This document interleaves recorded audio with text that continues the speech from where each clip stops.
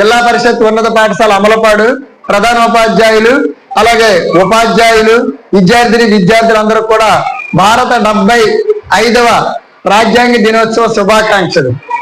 అసలు ఈ భారత రాజ్యాంగం దాని అవసరం మనకేంటి, ఇది ఎప్పుడు వచ్చింది, ఏటువంటి విషయాలు ఈ రోజు సందర్భంగా మనం తెలుసుకోవలసినటువంటి అవసరం ఉంది.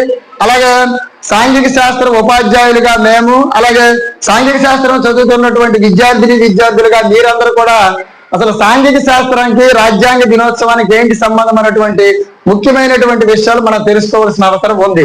అంటే భారత రాజ్యాంగం ఎందుకంటే బ్రిటిష్ వారి దాస్య సంకలాల్లో ఉన్నటువంటి ఈ భారతదేశాన్ని ఏంటంటే 1947 ఆగస్టు 15వ తేదీన భారతదేశానికి స్వాతంత్ర్యం వచ్చినప్పటికి కూడాను మరి 1950 జనవరి 26వ తేదీ నుండి మనకి భారత రాజ్యాంగం అమల్లోకి వచ్చింది.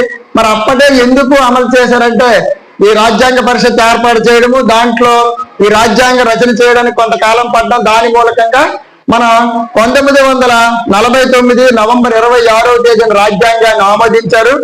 ఆ రోజుని మనము భారత రాజ్యాంగ దినోత్సవంగా జరుపుకుంటున్నాం.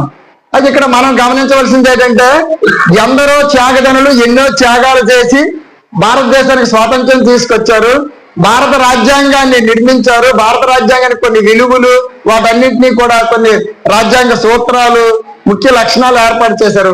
వాటిని కాపాడుకోవలసినటువంటి బాధ్యత సమాజంలో ఉన్నటువంటి పౌరులుగా, సాంఘిక శాస్త్రం చదువుతున్నటువంటి విద్యార్థులుగా మనందరిపైన చాలా బాధ్యత ఉంది. మరి మీరందరూ కూడా రాజ్యాంగ లక్షణాలకు కట్టుబడి మీరు భారత రాజ్యాంగ విలువల్ని కాపాడతారని ఆశిస్తూ ఉన్నాను. జిల్లా పరిషత్ ఉన్నత పాఠశాల అమలపాడు ఉపాధ్యాయులకు మరియు ప్రధానోపాధ్యాయులకు మరియు ఉపాధ్యాయులకు నమస్కారాలు.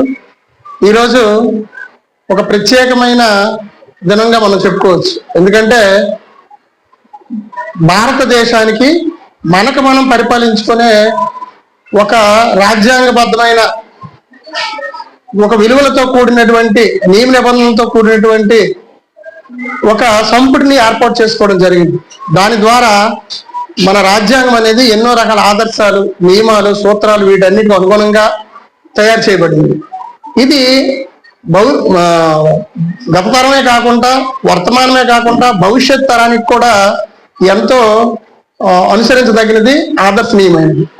అయితే ఈ రాజ్యాంగ స్ఫూర్తి విద్యార్థులకు అందించడం కోసం మేము సాంఘిక శాస్త్ర ఉపాధ్యాయులుగా అపాయింట్ అయినందుకు ఒక రకంగా గర్విస్తాను, సంతోషపడుతున్నాం. అయితే ఉత్తమ పౌరుడు తయారు చేయడం సాంఘిక శాస్త్ర ఉద్దేశం.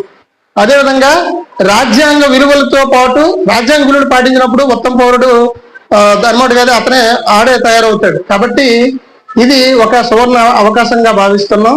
మాకు అవకాశం కల్పించినటువంటి ప్రధానోపాధ్యాయులు నమస్కారం తెలియజేస్తున్నాం.